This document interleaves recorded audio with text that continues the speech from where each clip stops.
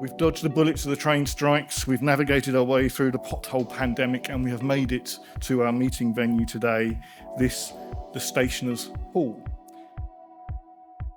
This industry is amazing because you find that the people you work with happen to be your best friends as well, and that's very unusual, I think. I'm sure that isn't common with all industries. There are and always will be many challenges, technical, scientific and political, which I can assure you we will continue to address. It would be very difficult for us as an industry to manage without them being there. That's what they do full time, and they're very knowledgeable and great staff, and they fight for our interests. I get a huge amount of information, and it's just so important for our industry. We need a sole voice. We need someone to champion the industry on our behalf, because it won't be done otherwise. My last executive director's report. I can't believe it. It seems like only yesterday. I'm going. If you're going to hopefully indulge me a little bit, I'm going to look back a little bit, much more than I'm going to look forward for obvious reasons. And there's a few memories and things in here that I want to share with you. So, but I'll just leap straight in if that's all right. It was how likely are you to recommend HFMA membership to a non-member company? And that was the last question. So we've got a lot of great information from it, but the magic question was that one. And how that gets answered pretty much tells you where you stand. And as you know, many of you voted accordingly or scored accordingly, and we came out with an average score out of 10 of 9.14, which was actually an increase over the previous year. And, you know, as I've said a few times, how many 10s do you have to get to have an average of 9.14? So I was really chuffed about that. And so I think that's a reflection of that our members do feel that we're doing a good job on their behalf. We can always do more, but we're doing a good job. It's been a privilege, frankly, to be played a role in the association, which has developed into a respected, truly valued and financially viable organisation it is today. And the HFMA, of course, would be absolutely nothing without its members. And whilst I say this every year, I nevertheless wish to thank all of you for your support through yet another challenging chapter of our history. Whilst membership numbers are up and continue to rise, and as Graham indicated with his magic number from the membership survey, membership satisfaction with HFMA and our services remains at a very high level. Your support is always greatly valued. So huge congratulations and thank yous to all our council members, either for their election or their re-election to council.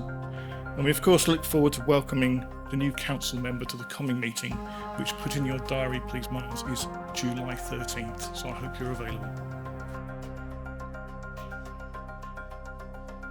Congratulations, Penny. I'm delighted to say that Penny is duly re-elected as our president. Excellent. So I'm delighted to confirm that Robert Taylor is duly re-elected as our vice president. Well, thank you so much. I'm incredibly proud to receive the award, and particularly in terms of the people that have the predecessors of this award, because they've all been amazingly talented health writers and journalists, so I'm incredibly proud.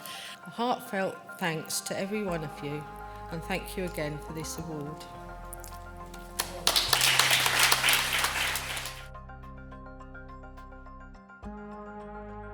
As we look towards the future, we are of course delighted that Martin will be taking over from Graham in the summer.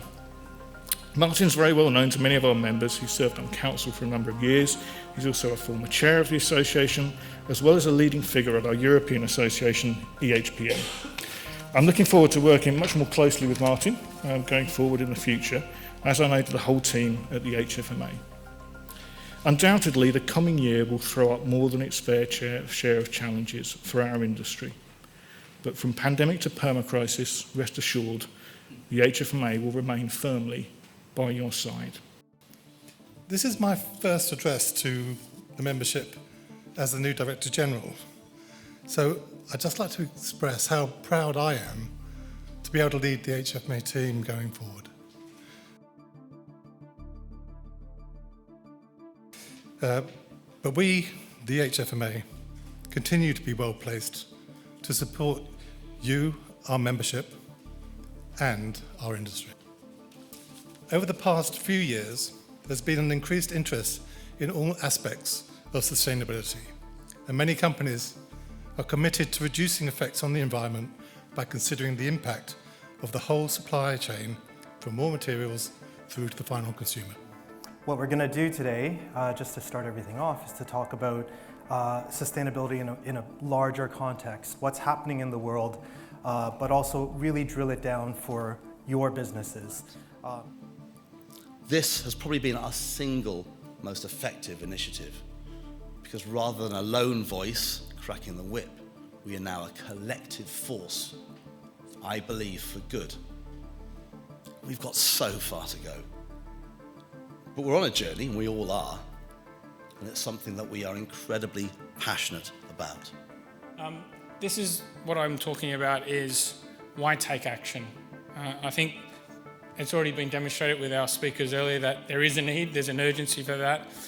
We're already at 1.1 degrees, and limiting global warming to 1.5 degrees. That window is shutting very fast, and there's an uber urgency to be taking action at the moment. Thank you. Hello, everybody. So I'm here to talk about EcoAct's programme, Your Journey, and hopefully give everybody, no matter where you're at on your journey, whether you're kind of really early stages or you're already pretty developed, you know what you're doing, you're looking at net zero, hopefully look at some kind of practical next steps that will be useful to you in terms of moving forwards in the future. I thought, well, let's talk about some of the challenges that we face, and I'm going to talk from a Thompson and Kappa point of view. Some of the challenges that we find when working with some of the brand owners, obviously some of you are here, but also with the suppliers as well. Now, the question is, how did we get to this perfect future? And my answer is, this is a future in which businesses, governments, and citizens all work together towards a common goal. So, a truly inspiring afternoon, and we hope that this helps us all consider what our next steps are going to be.